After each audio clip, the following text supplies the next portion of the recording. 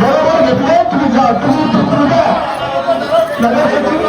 तुम्हाला मी सांगितलं ना 1 मिनिटात सांगतो. सुरक्षा विभागाला महाराष्ट्र महानगरपालिका अधिनियम प्रकरण 2 मधलं 2 पालिका सदस्याला सभागृहातून निवेदन देण्याचा आदेश मी 6 सदस्यांना सांगितलेले. कृपया त्याला सभागृहात चला.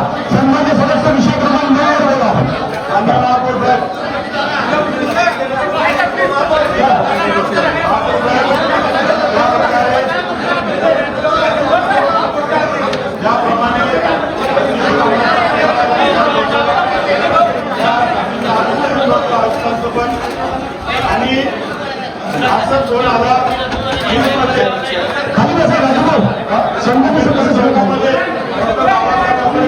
अभी पानी का प्रस्ताव था, शासन ने कोई काम अच्छा किया, कोई अधिकारियों ने, मिनिस्टरों ने, आमदार ने अच्छा किए, तो ये पानी पुरवठा का पहले स्टार्टिंग उद्धव ठाकरे सामने रखे थे।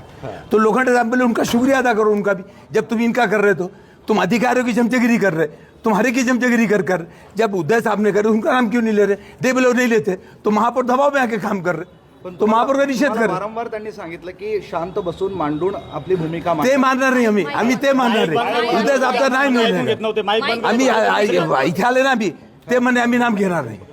मग कशाला नाही घेणार? का नाही घेणार तुम्ही? तुमच्यावर पहिल्याच सभेत मग आता कारवाई झालेली आहे. आता सांगा ना काय त्याच्यामध्ये काय झेल तर नाही झाली ना, कारवाई होतात. आता ते त्यांचं ऐका, आम्ही कुठे ऐकणार? आम्ही लोकशाही पद्धतीने चालतो.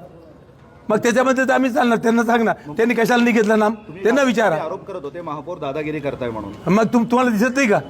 तुम्ही लोक स्वतः दिसतात ना, त्यांचं ऐकतात आमचं नाही ऐकतात.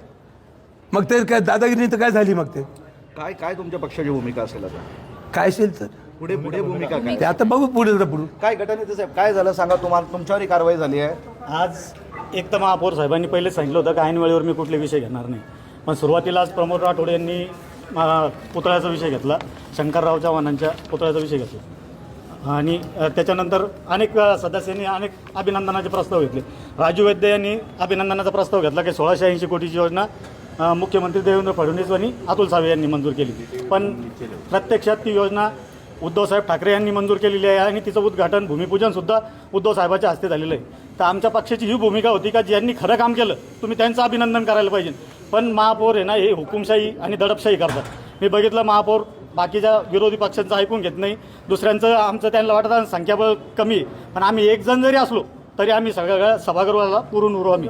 कारण की आम्ही आमच्या पक्षाची भूमिका मांडणार. आमच्या पक्षप्रमुख तत्कालीन मुख्यमंत्री उद्धवसाहेब ठाकरे यांच्या नावाचा अभिनंदनाचा प्रस्ताव त्यांनी घ्यायला हवा होता, पण तरी तो न घेता महापौर जे ते दडपशाही करत आहे. आम्हाला सभागृहाच्या बाहेर काढण्याचा प्रयत्न सभेत तुम्हाला मार्शलद्वारे उचलून बाहेर हो ना. आता त्यांचं कसं आहे ते आणि प्रशासन मिळून सगळी दडपशाही चालू आहे त्यांची. त्यांचं कसं आहे कोणत्या विरोधकाचं ऐकून घ्यायचं नाही. सुरुवातीलाच आता बाकीच्या लोकांचा पण राडा झाला. आम्ही काही त्याच्यात आम्हाला तरी कोपऱ्यात जागा दिली. बसनेहून लोकांचा राडा चालू होता.